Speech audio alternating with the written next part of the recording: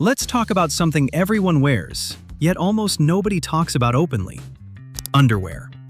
It's one of those everyday essentials quietly doing its job in the background. Hidden beneath our clothes, practical, sometimes stylish, sometimes awkward to discuss, but always there. Despite being such a simple piece of clothing, underwear has a surprisingly fascinating history. From ancient cloth wraps to modern boxer briefs, what we wear underneath reflects changes in technology, culture, hygiene, and even social norms. Today we're exploring the story of underwear, where it began, how it evolved through centuries, and why it looks the way it does today, right here on Ordinary Things, Deep History. In its simplest form, underwear goes back thousands of years. Ancient societies didn't have elastic waistbands or stretchy fabrics. Instead, people used simple cloth wraps for modesty and protection. In ancient Egypt, men often wore a linen garment called a shendit, similar to a loincloth tied around the waist. Linen worked well in the hot climate and was widely available. In ancient Rome, both men and women wore undergarments beneath their clothing. Women sometimes wore a breastband called a strophium, while men wore a loincloth known as a subligaculum under their tunics. These early garments weren't about fashion. Their purpose was practical. They protected outer clothing from sweat and body oils at a time when washing garments was difficult and fabrics were expensive. Most people owned far fewer clothes than we do today. Wearing something underneath helped extend the life of those garments. In many ways, underwear began as protection first, modesty second. During the Middle Ages in Europe, underwear became more structured. Men typically wore loose linen underpants called braies. These were often knee-length and tied at the waist with a drawstring, worn beneath tunics or hose. Linen remained the preferred fabric because it was breathable and easy to wash, which mattered in a time when bathing wasn't frequent. Women's undergarments during the medieval period are still debated among historians.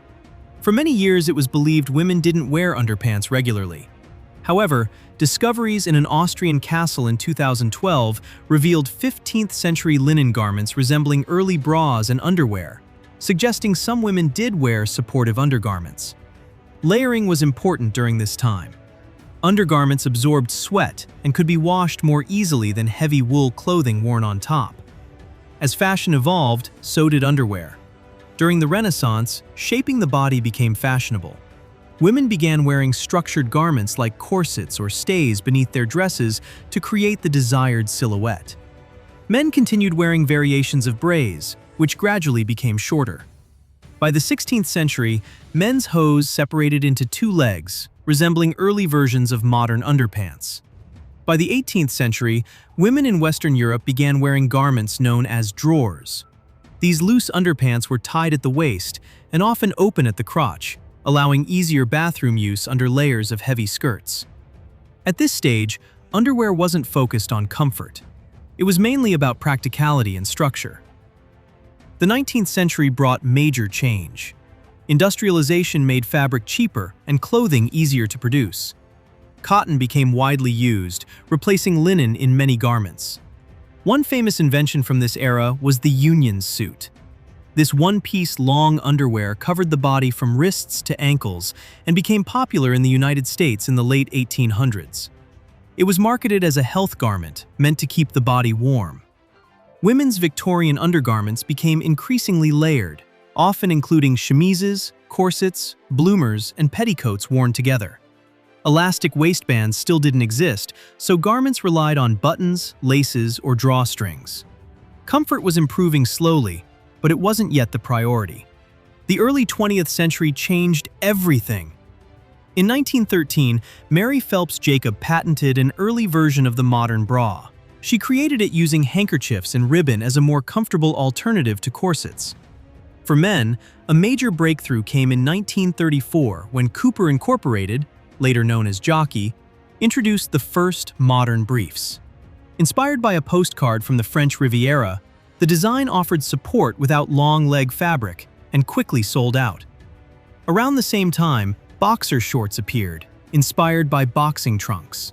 They were looser and more breathable than briefs, starting a debate that still continues today: boxers or briefs? Another major improvement was the introduction of elastic waistbands, which greatly improved comfort and fit. After World War II, underwear began taking on a new cultural role. Synthetic fabrics like nylon and later spandex made garments stretchier and more form-fitting. Advertising also changed. Instead of focusing only on function, campaigns began highlighting confidence, attractiveness, and body image. By the 1980s and 1990s, underwear had become a fashion statement.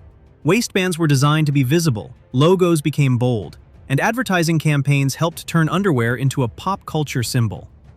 Women's lingerie also evolved into a global industry blending fashion, luxury, and self-expression. Something once meant to stay hidden was now sometimes meant to be seen. Today, underwear is more advanced and diverse than ever. Modern designs include moisture-wicking fabrics, seamless construction, temperature-regulating materials, and eco-friendly fibers like bamboo and recycled textiles. Athletes use performance underwear designed for movement and sweat control. Shapewear blends comfort with structure. Wireless bras have become widely popular. There's also a growing shift toward body inclusivity, with broader size ranges and gender-neutral designs becoming more common. The idea that underwear should fit the person, rather than the person adapting to the underwear, is finally becoming the norm. What started thousands of years ago as a simple cloth wrap has evolved into a global, high-tech, multi-billion-dollar industry. Underwear might seem ordinary, but its history reflects ancient craftsmanship, industrial revolutions, changing social values, and modern identity. It protected clothing in ancient Rome, shaped fashion during the Renaissance, kept people warm in the 19th century, and became a fashion statement in the 20th.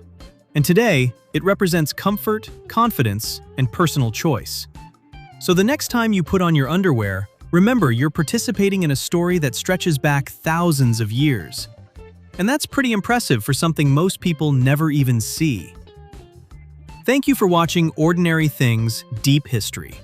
If you enjoyed this video, don't forget to like, subscribe, and share it. And if there's an everyday object you'd like us to explore next, leave your suggestion in the comments. Because here on Ordinary Things Deep History, we uncover the hidden stories behind the most ordinary things.